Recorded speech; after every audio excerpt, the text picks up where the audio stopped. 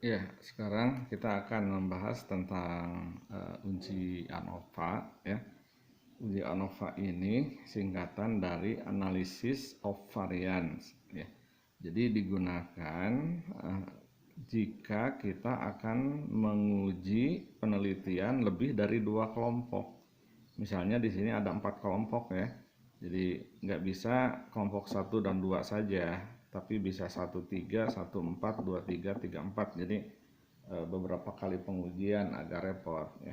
Jadi kalau bedanya dengan uji T dan uji Z, jadi uji T untuk dua kelompok sampel,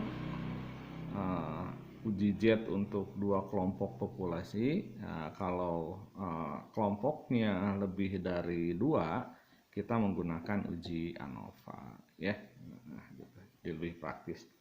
Nah, Bapak contohkan di sini, silahkan para mahasiswa lihat contoh soal mengenai eh, uji perbandingan hasil panen yang diakibatkan dari pemberian pupuk dengan dosis yang berbeda. Jadi ceritanya di sini ada 4 dosis pupuk yang diberikan pada eh, tanaman tertentu, kemudian hasil panennya ditimbang ya. Nah, misalnya di sini ada 6 tanaman. Kemudian tanaman jenis 1 itu diberi pupuk 1, hasil panennya 6, diberi pupuk 2, hasilnya 7. Jenis tanaman 1 dikasih eh, dosis 3, 10. Kemudian jenis tanaman 1 kalau diberi dosis keempat hasilnya 8 dan seterusnya ya, gitu. Sengaja di sini Bapak buatkan datanya tidak sama ya supaya lebih kompleks. Nah, jadi dari persoalan ini, adakah perbedaan hasil panen yang diakibatkan karena pemberian dosis yang berbeda dari keempat kelompok ini ya. Jadi kita tidak menggunakan uji T atau uji Z lagi. Kenapa? Ya sebab di sini kelompoknya lebih dari dua ya. Langkah pertama untuk uji ANOVA sama saja. Jadi kita harus menentukan dulu hipotesis nolnya ya. Jadi hipotesis nolnya berarti di sini uh, tidak ada perbedaan ya. Jadi tidak ada uh, perbedaan hasil panen. Hasil panen. Ya kalau dipanjangkan yang disebabkan karena pemberian pupuk yang berbeda. Uh, Alternatifnya ini terdapat perbedaan ya. Terdapat perbedaan ya gitu. Nah, langkah kedua kita harus mencari jumlah dari masing-masing kelompok. Nah, misalnya Bapak simbolkan dengan sigma xi ya. Cari jumlah dari masing-masing kelompok. Nah, ini gunakan kalkulator dengan mode SD, boleh dijumlahkan secara manual, boleh silahkan ya. Ini kalau dijumlahkan 38, yang kedua ini 49, ini mudah ya, 40, yang keempat 42.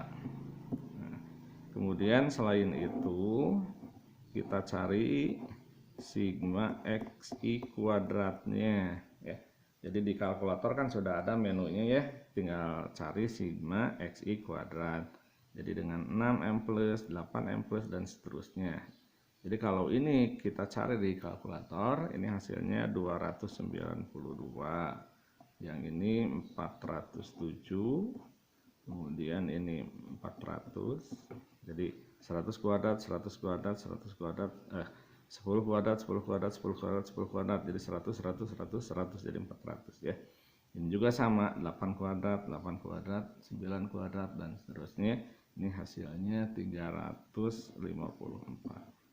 Nah, dari sini kita cari sigma total, sigma x total, gitu ya. Sama dengan berapa? Ini sigma x kuadrat total, ini berapa? Nah, yang dimaksudkan si total ini adalah dijumlahkan 39, 40, 49, 40, 42. Kalau dijumlahkan ini 169. Ini dijumlahkan, kalau dihitung ini 1453 ya. Nah, jadi itu langkah yang harus kita cari, jumlah dari masing-masing kelompok kemudian ditotalkan.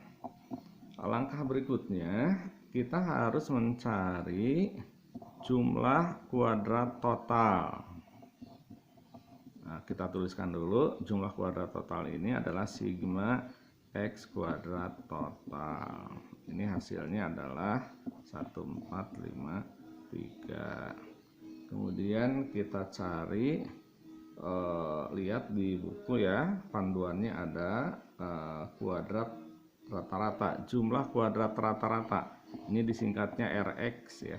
Rx rumusnya itu sigma xi kuadrat per n total ya, ini n-nya n besar.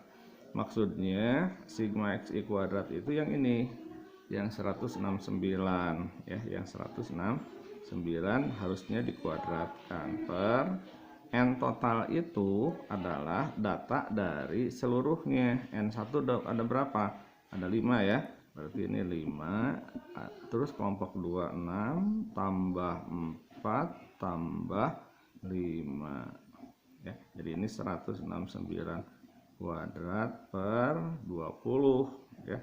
Jadi seluruh datanya ada 20. Kalau ini dihitung hasilnya 1428,05 ya. Silahkan dihitung kembali barangkali benar.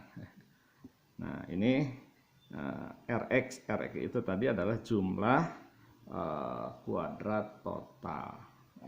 Yang berikutnya kita harus menghitung jumlah kuadrat antar kelompok. Jadi jumlah kuadrat antar kelompok.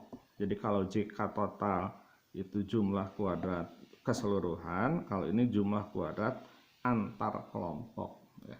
Jumlah kuadrat antar kelompok itu rumusnya gini, sigma dari sigma xi ya, ini dikuadratkan per ni dikurangi Rx. Agak jelimet rumusnya.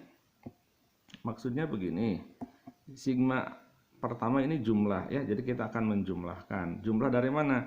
Sigma xi, I itu indeks, berarti kelompok 1. Nah ini sigma kelompok 1, ini 38 ya. Berarti 38 kuadrat gitu, per ni. Ni itu n kelompok pertama, ini 5 tambah kelompok 2 sekarang jumlahnya berapa? 49. Berarti 49 kuadrat per 6 ya. Terus kelompok 2-nya, kelompok 3-nya 40 kuadrat per 4. Berikutnya yang terakhir 42 kuadrat per 5. Nah gitu ya. Ini baru sigma dari